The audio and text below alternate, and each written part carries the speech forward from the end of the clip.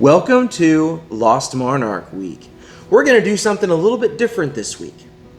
I'm going to focus on one whiskey this entire week. Boring, right? I don't think so. It's going to be fun. We're going to play with Lost Monarch this week.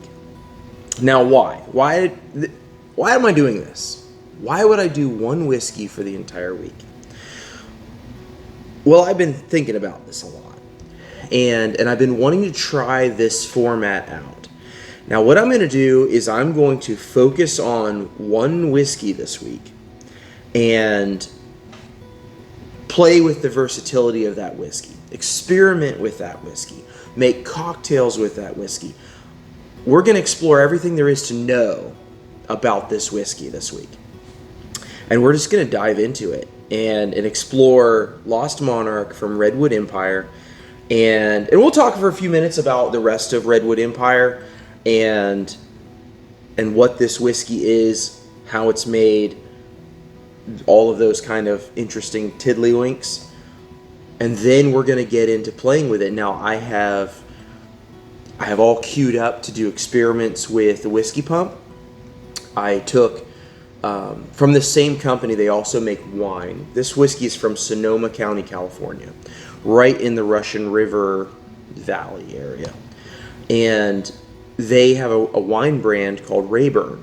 And so I took Rayburn and I soaked some of the discs, the filters for the whiskey pump, in the Rayburn after I charred them.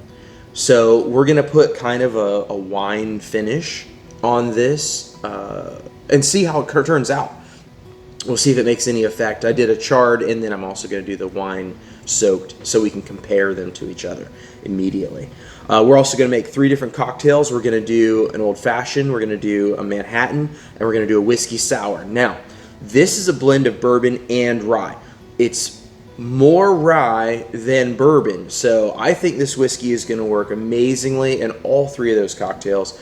And I've got special recipes for those cocktails that I've cooked up for you guys that I'll display for you when we do that video, and so you guys can try them at home and see how they turn out. So this is an ultra adaptable and usable whiskey to have in your collection. So that's why we're going to play with it. Now, what is Lost Monarch? Lost Monarch is a bull rye. Now, they don't call it that. They just call it a blend of straight whiskeys. And it's a blend of rye whiskey. 60% of this is a rye whiskey that's aged 3 to 5 years. It's a 95.5 mash bill. I don't know for sure that it's MGP because they do not say on the bottle. They get to get away with that because this is a blend. And it could be that the 2 whiskeys are from 2 completely separate distilleries. But 95.5 rye makes me think this is probably MGP rye. The bourbon is 40% of this blend, and it is 4 to 12 years old. And it's 75 corn, 21% raw rye, and 4% barley. So the bourbon that's in here doesn't have malted barley, which is interesting. And then they blend these together. So they have to do an age state of 3 years on this bottle. But there's whiskey up to 12 years old in here. So there is young whiskey blended in with that, but there's also older whiskey there. So it's very interesting. Now, a little bit about Redwood Empire. They are from California, which means they are tree huggers. Big time. They name all their whiskeys after sequoia redwood giants. And this one's named for the Lost Monarch, which is the biggest. So they also love John Muir, and this little placky dealy thingy here has got one of his quotes on it. And they put quotes from John Muir on the bottles, and they plant trees, and I forget what the count's up to now, but these guys have planted a couple 100,000 trees. Every time you buy a bottle, they plant a tree. So it's pretty cool. It's neat that they do all that. They absolutely love their trees. It's a 90 proof, 45% alcohol. So this is a nice mixer, easy sipper, not going to kill you. They also make a lot of other stuff. They have a bourbon, which is called Pipe Dream. and we'll get to that someday soon. And same thing, same deal. All now, this one actually says, okay, this is a blend of bourbons, and this one's distilled in California, Indiana, Kentucky, and Tennessee. So this is a blend of all the places. We'll get to this eventually. They also make a rye called Emerald Giant, and this is California. So this is a blend of their own juice, and that's what's in here too. The California part of this is going to be their own juice, and Indiana. So this is MGP blended with a little bit of their own, which also reinforces my belief that this is MGP rye in here too. Makes sense, right? They also have a bottled in bond release, which is called Grizzly Beast, and of course bottled in bond. And let's see if it says distilled and bottled by Redwood Empire Distilling. So I just got this, and it looks like this is their own juice. The mash bill: 69 corn, 22 rye, 5 malted barley, and 4 wheat. This is a 4-grain whiskey. Daddy likey. And it was distilled in 2016, bottled in 2021. So that's almost 5 years. It's probably a little less than 5 years. So we'll get to that one too in the near future. They also have a bottled in bond rye. And this one is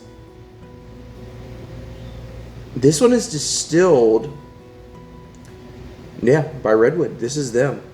I really should have put my glasses on because it's hard for me to read things. This is 5 years also, 87 rye, 7 barley, 6 wheat. So that's their whole current product lineup are these 5 whiskeys. And then they also have their older Haystack Needle stuff. I'm not sure how much new of that's coming out. A lot of that's already out and gone by now. Now, when they first started, these were their first 2 releases. Batch 1 and 2, and these are blends of bourbon and rye, like the Lost Monarch. These were precursors to it, and they're both absolutely fantastic for only being a little over 2 years old. The youngest thing in there is at least 2 years old, and they are absolutely phenomenal. And I am scared to open these because I can't find them anymore, and they'll be gone forever. They have in the past also done a few store picks. Before they did the Haystack Needle, they were doing store picks that looked like this. This one was for Morton's Steakhouse for their 40th anniversary. This was batch 1, and it is also a phenomenal blend of 11, 5, and 4-year-old bourbon blended with 3 and 2-year-old rye, and it's wonderful. Wonderful! So, let's get into our Lost Monarch. We're going to do a little quick review of it, and then we're going to be off to the races with the rest of Lost Monarch week, and we're going to be doing some fun stuff. So I got a lot of cool things in store. So let's get a little baseline for Lost Monarch. What are we talking here? What's it got? What's shaking? Immediately I get chocolate and rye. And the rye is singy. It's nice. It's crisp. It cuts through the noise, and you get a beautiful rye presentation. You get a little bit of citrus, and it's like navel orange peel or zest. That chocolate starts to give way into more of a toffee note. A little bit of cinnamon. There's also, I would say, like a little bit of nutmeg or other, it's a kind of a baking spice note.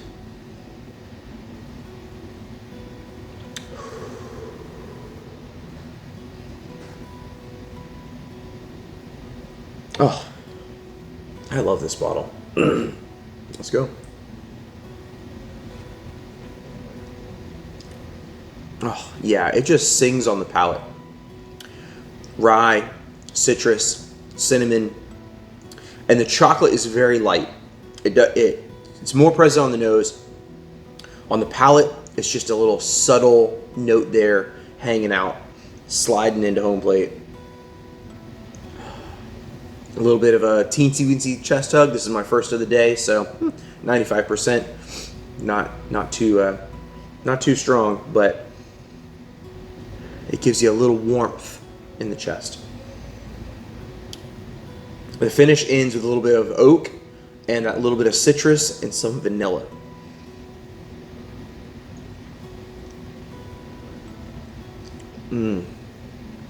That's just a solid drinker. So we're going to play that now. Value proposition. These are, I see them from $38 to $45. That's kind of the price range here in South Florida. I'm not sure what it is near you, but around 40 bucks should be pretty safe.